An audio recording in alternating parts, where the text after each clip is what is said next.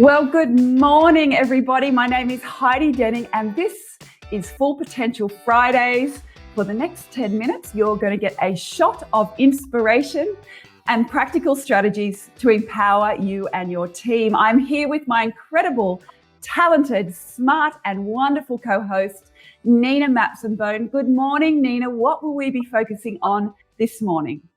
Good morning, Heidi, and right back at you with those compliments. We are here today talking about leading with courage and the three types of courage: moral, emotional, and intellectual courage, and how we can really lead with those. So I'd love, Heidi, maybe if you can start us off with telling us about what it all means and particularly around what moral courage means. Yeah, well, moral courage is all about our values and our beliefs and what we are willing to stand up for and speak out with. You know, it's sometimes in organizations, there's this kind of historical silence about different behaviors and topics that we don't talk about that here. But you know, as we know, actions speak a thousand words, and those with moral courage are willing to stand up and do what is right. And when we're talking about moral courage, I can't help but think of David Morrison, when a number of years ago he was so appalled by all the sexual misconduct that had been found within the Australian Army, and he said with those beautiful words, "The standard you walk past is the standard you accept." And I think that is just a perfect example of someone being really morally courageous. Nina, who have you seen lately being morally courageous?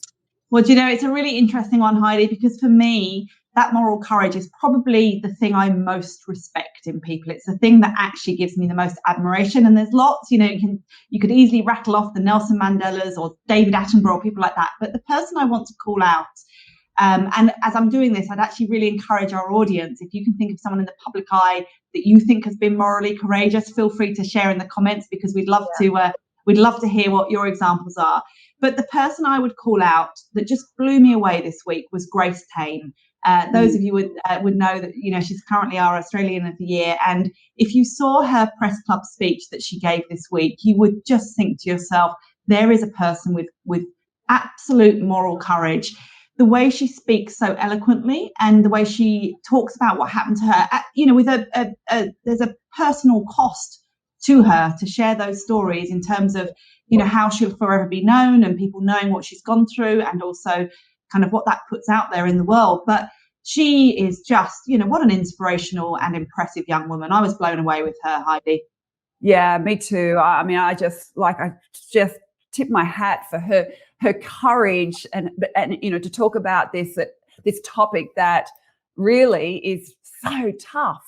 And so it's a perfect example of moral courage. So thank you for that, Nina. I think, yes, we all need to watch that maybe 2 or 3 times to really kind of get the full impact of it. But our next piece of leadership courage is all about emotional courage. Now, I think historically our world has been about, if you're a great leader, you're very stoic and you never show your feelings. But I think the way we are now, we're moving away from that, and leaders are feeling more confident to turn up and be who they really are, to be honest and truthful about, this is who I am. I am proud to the fact that I do have feelings, and it is okay for me to show a bit of vulnerability, to show a bit of honesty at work. And I think, Nina, with all the leaders and teams you're working with, are you seeing a change from what historically we knew as this I've got to be stoic and I've got to just stand up and just be the leader, compared to, it's okay, I can be me. And being a human means I have feelings and vulnerabilities. And sometimes leadership is scary and hard, and it's okay for me to say that.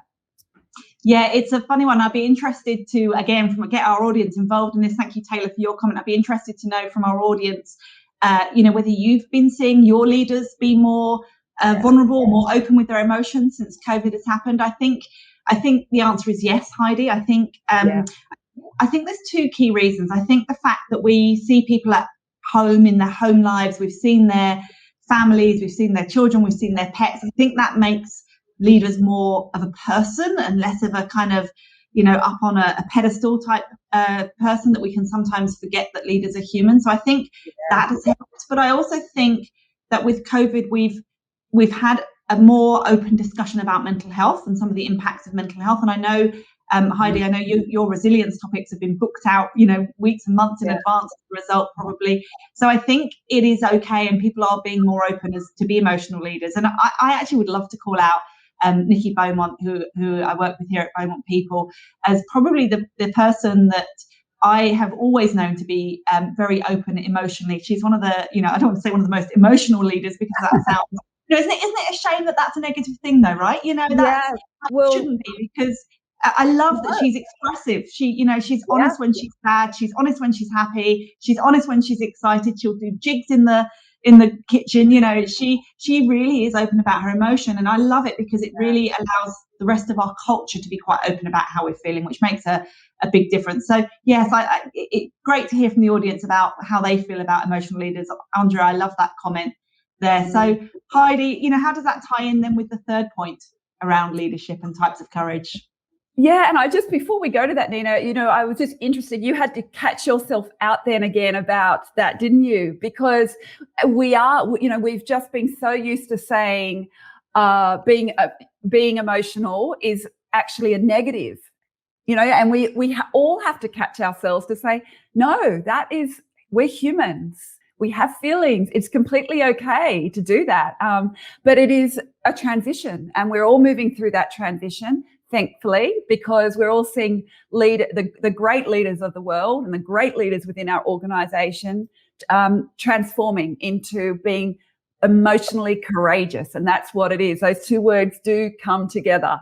You can be emotionally courageous. So thank you for everybody. And yes, I agree, Andrew, being vulnerable is the best thing to connect. So moving on to our third one that we're going to talk about. There's actually 5 leadership courage, but today we're talking about the 3. And the third one is all about social courage. And this is when you're actually at risk of being unpopular with your peers and your colleagues and your teams because you have to make tough decisions that you perhaps know will not sit well with everybody. And I know for myself, I'm a real people pleaser, and I find this one the toughest out of all because I don't want to be unpopular.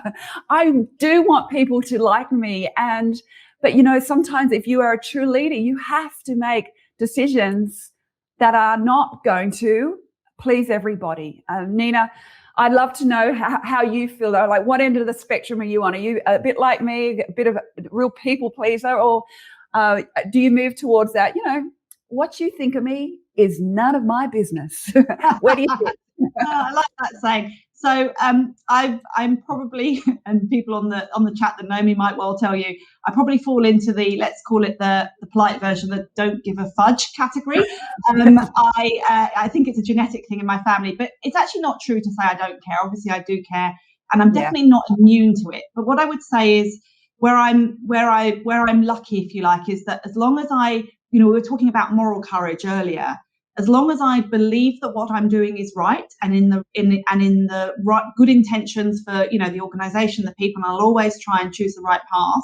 As long as I have faith in that, then I'm very comfortable making unpopular decisions. Where I struggle with it is if I'm a little bit unsure about the decision I'm making, or whether whether it's kind of one of those ethical knotty dilemmas that you don't quite the right path is not quite clear. Then I get a bit more concerned about what people think. And like everybody, Heidi, when I'm tired, when I'm stressed, when I'm not my best self, I'm more immune to it. But generally, if I can know that what I'm doing is a true and good thing, then I'm comfortable making those decisions. Yeah, it'd be interesting to know, I guess, from the audience, who does worry, who doesn't worry, because I know it can be a big thing for people, can't it? It can be a really big thing, definitely. And I think what we know is that when there's uncertainty, and there's still uncertainty, of course, here in Australia, we're feeling a little bit more certain every day of how things are going to be, but we also know it can blow up at any time. So when there is that uncertainty for leaders, that can be really hard to show up courageously all the time when there's so much uncertainty. But we know that, psychological safety is really what underpins highly performing teams. And if we want to make the biggest impact on our colleagues, on our organizations, our communities, our customers, then we need to be able to dig deep and find the courage to turn up and be the leaders our organizations and that our world needs right now. So we'd love the comments to continue on about this amazing topic about leadership courage. It is definitely one that we include in our training and development program for potential teams. So we would love it if you wanted to find out a little bit more of leading with courage, that you get in contact with us. But Nina, can you wrap it all up for us for today? Of course, Heidi. So thank you so much, Heidi. And if anyone wants an example of leading with courage, Heidi is just one of the best people I know at it. So really fabulous person to learn from. So thank you for that, Heidi, and thank you for sharing your thoughts. Do see if your team are reaching their full potential, as Heidi said, at fullpotentialteams.com.au. We will be back next week with a great topic on how to attract and retain great team members to help you create those fabulous teams. So thank you very much, everybody. Thank you, Heidi. See you next week. See you next week, everybody.